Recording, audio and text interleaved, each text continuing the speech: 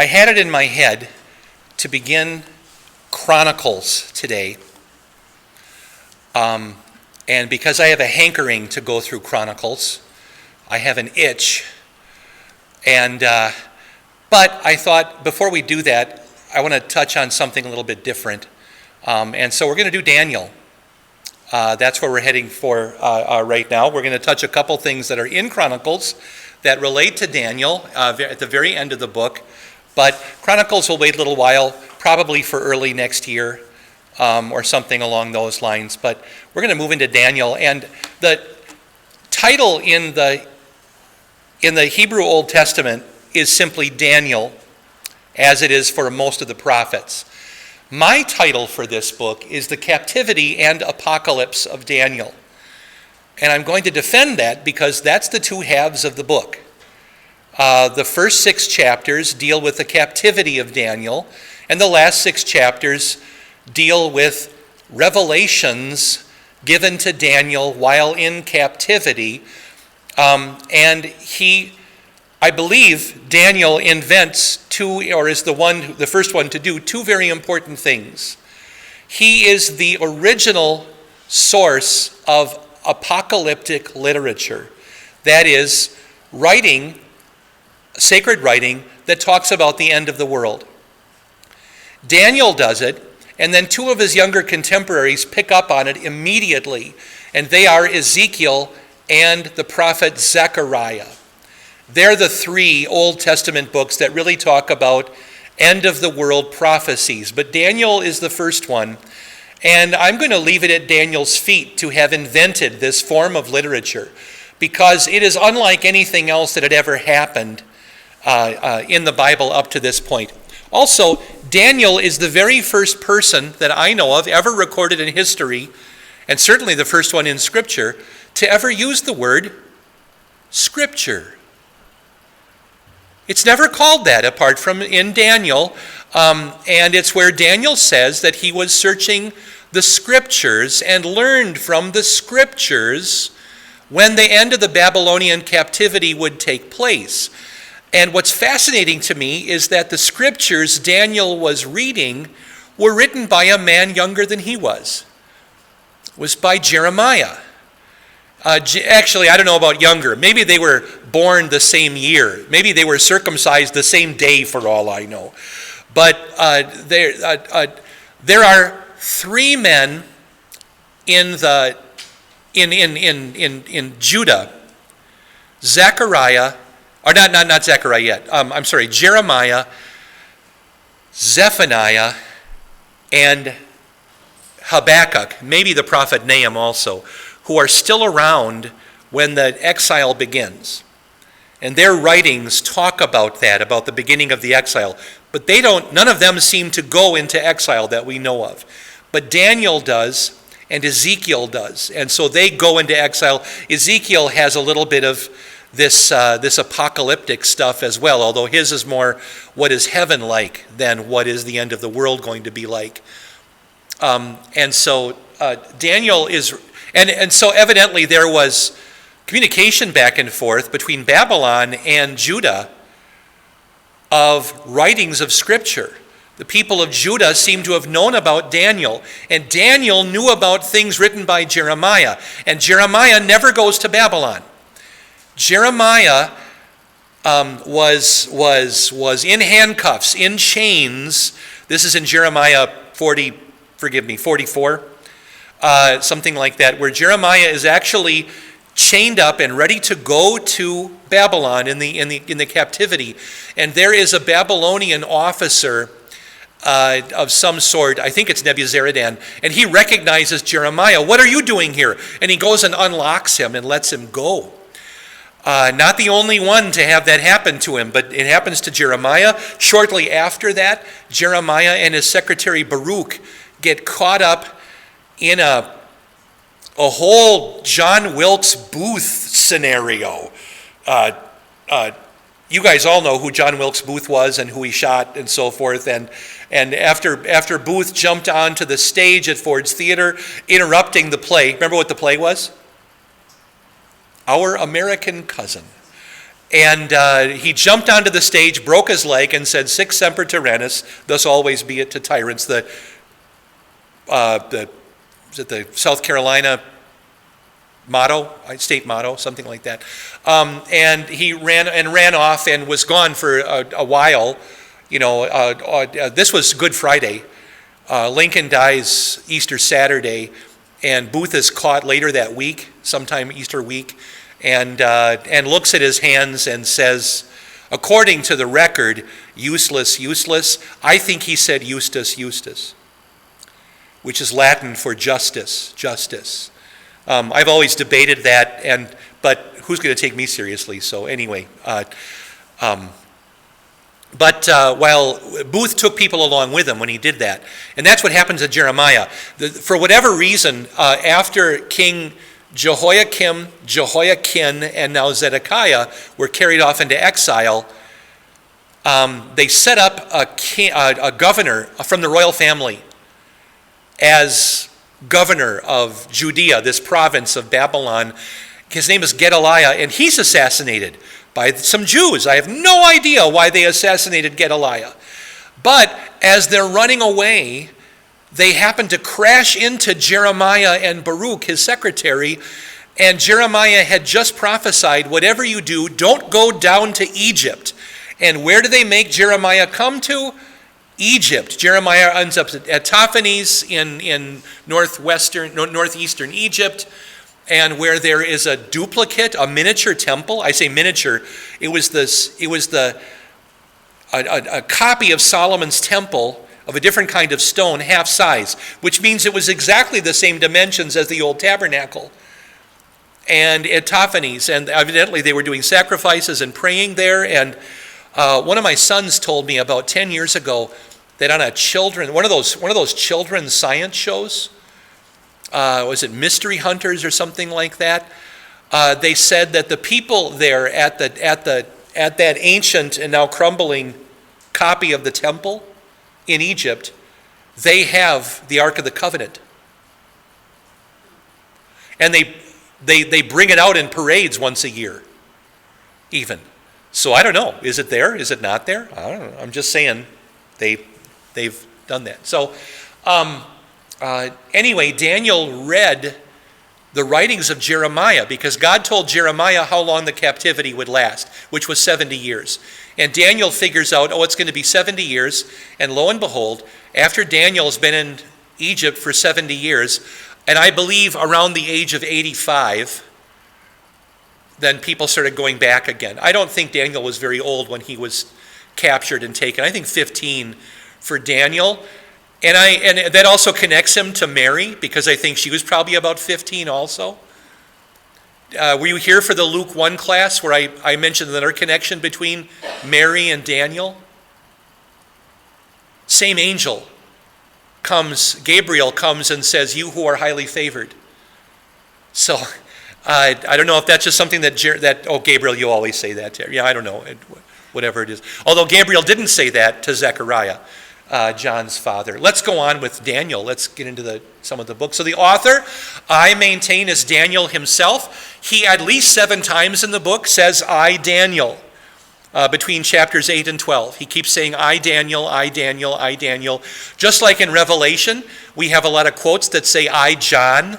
I, John, was worshiping on the island of Patmos, and it was on the Lord's Day and so forth. Tells you who the author is.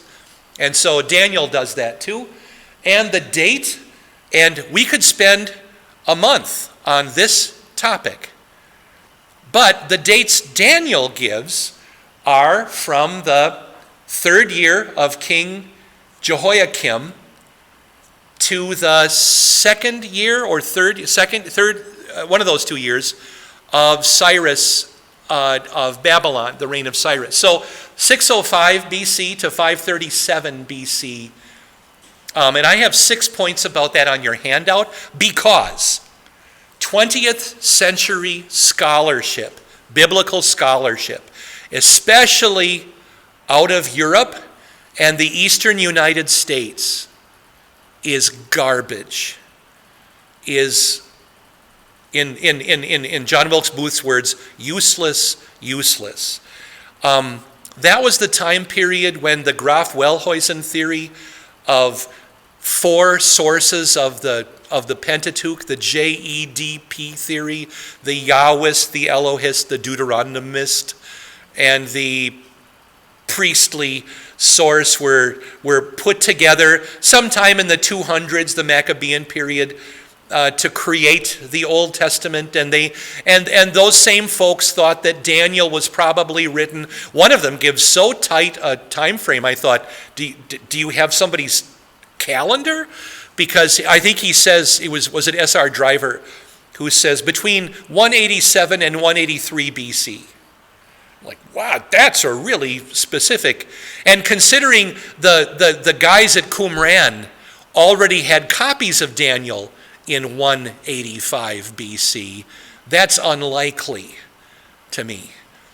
I think Daniel wrote when Daniel wrote. And there are a couple of things. I have 6 points that are just theological points, and a couple of literary things. For one thing, we have the testimony of the book. Daniel says, I, Daniel, at least 7 times with regard to the date and therefore he's one who's writing. First-hand knowledge of people and events otherwise unknown. There are 2 famous guys named Darius in Babylonian history. The one that all of the historians and archaeologists know is not the biblical Darius. And they say, was Daniel just mixed up? Did he just take a tradition? Well, no, Daniel never says Darius the Babylonian.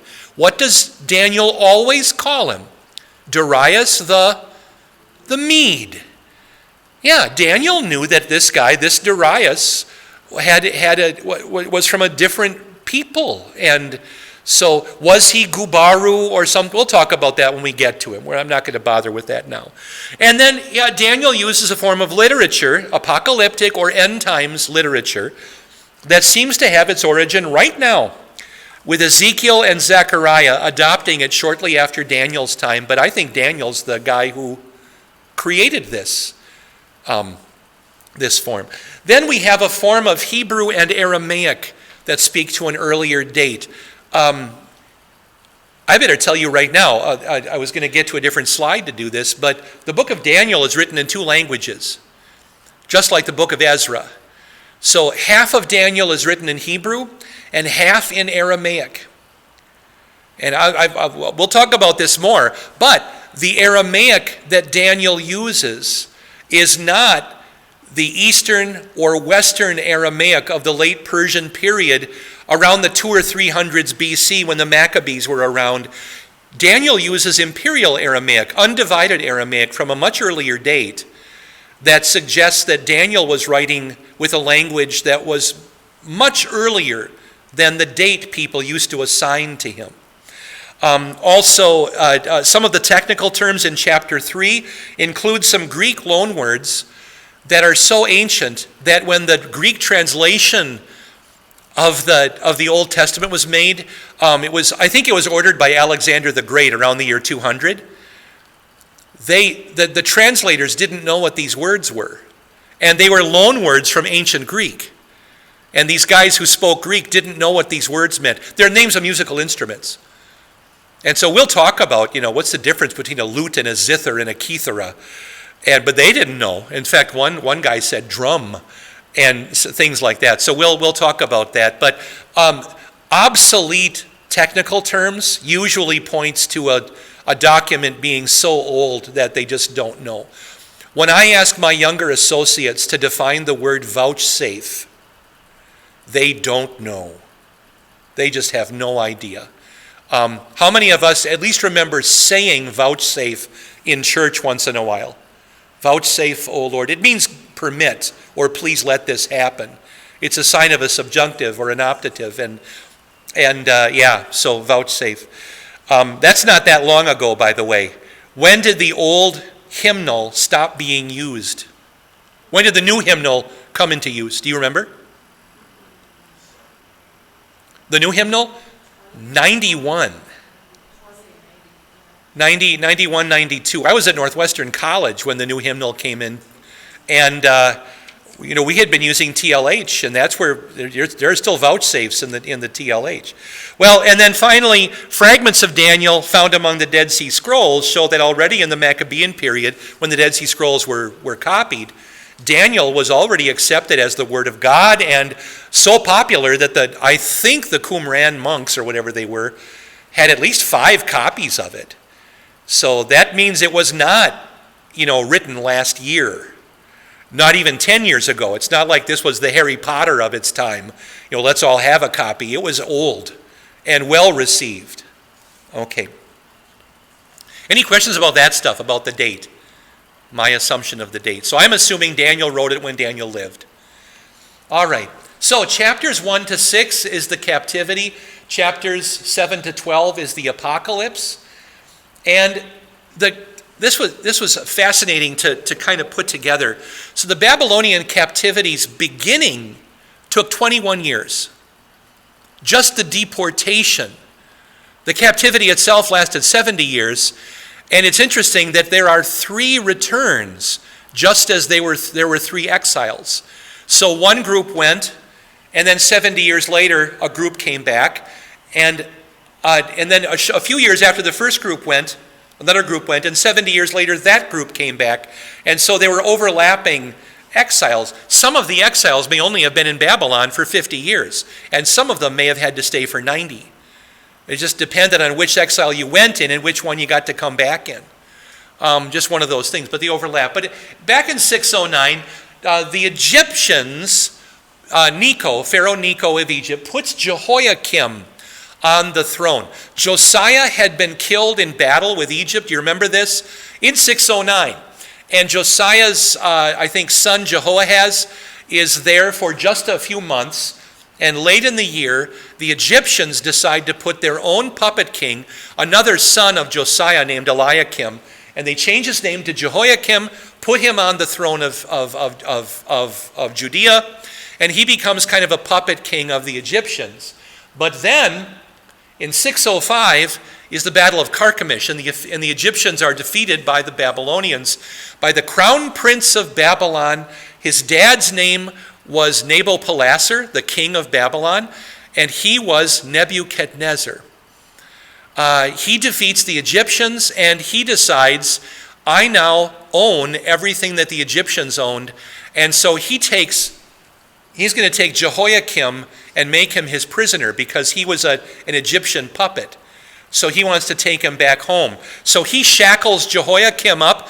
However, we're never told in any book of the Bible that Jehoiakim, when he was manacled, actually went.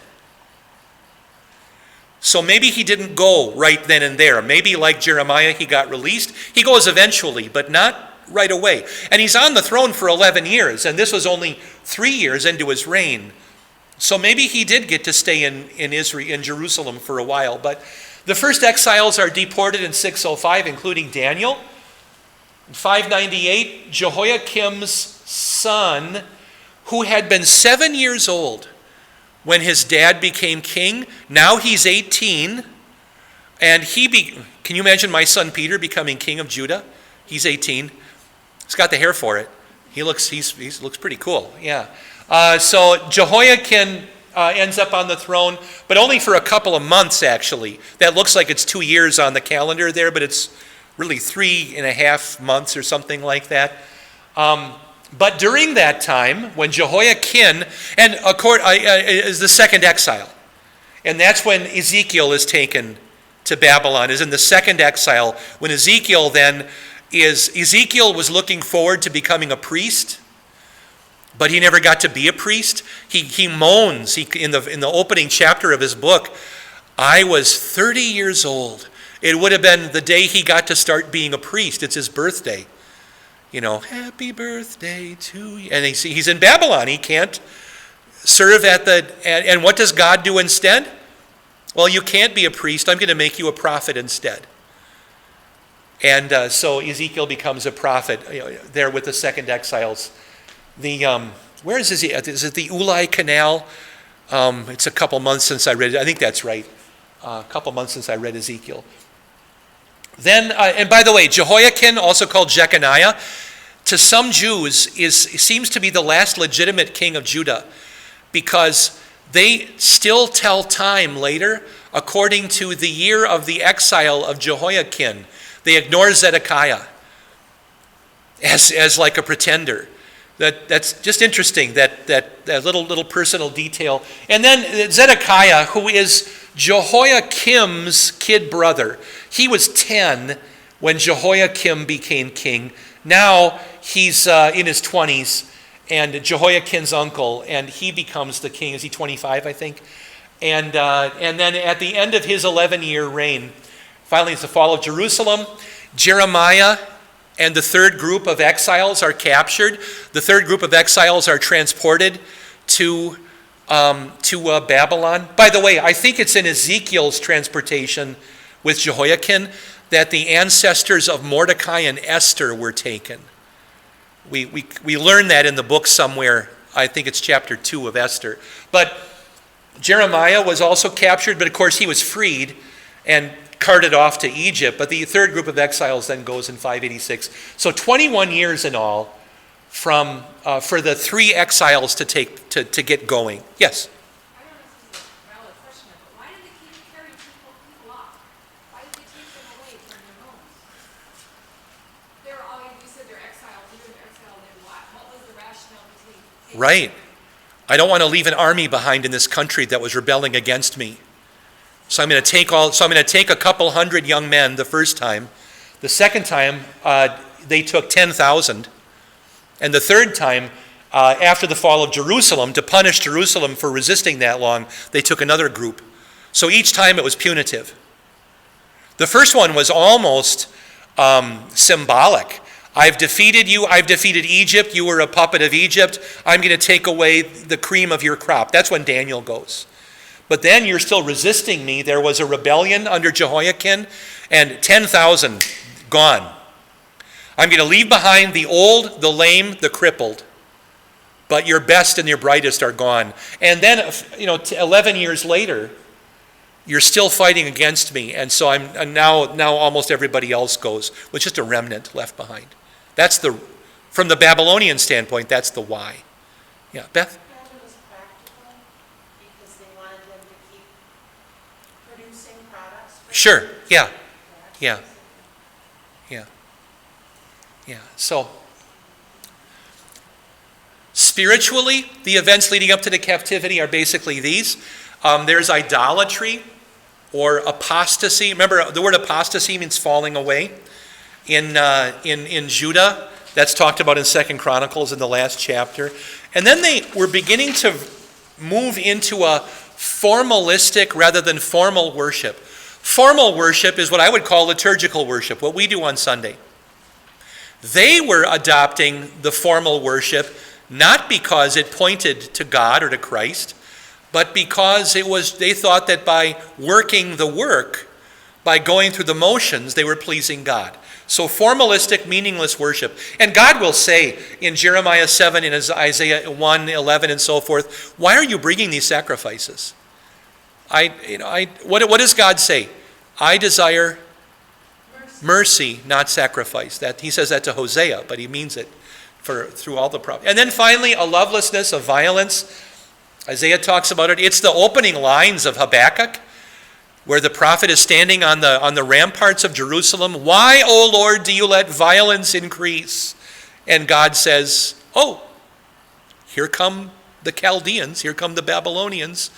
And Habakkuk's response is, I didn't mean that. Have mercy on us. And God says famously, it's okay. The righteous will live by faith. Yeah, Habakkuk 2:4. These are the spiritual events leading up to captivity. Just the sort of newsworthy events of the day is that Nineveh had fallen. Jonah had gone up 100 years before, preached to Nineveh, and the Ninevites had repented. But a generation later, a little bit more than that actually, the prophet Nahum, which is Jonah part 2, Nahum had preached to Nineveh, you've just gone right back to your sinful ways, and so now you're going to fall. And Nineveh does fall. That's the collapse of the Assyrian Empire, and Babylon is now on the rise.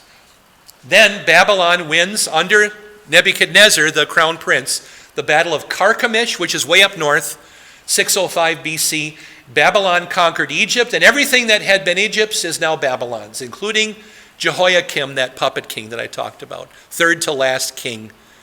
In my notes, I to help myself when I'm reading my Bible in margins, when a king shows up, I usually put my little note for who is he.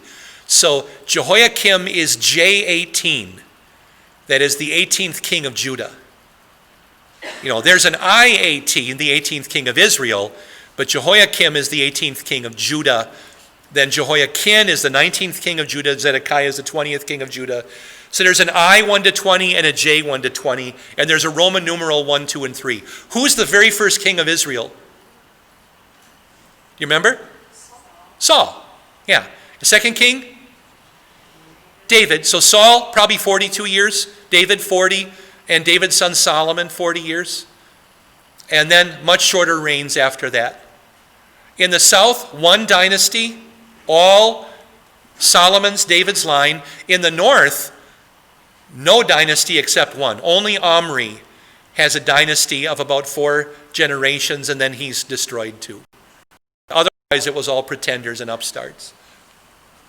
Okay, the message of Daniel, the basic message: successive world powers such as Babylon and Persia and Greece and Rome. Why do I mention those 4 kingdoms with Daniel?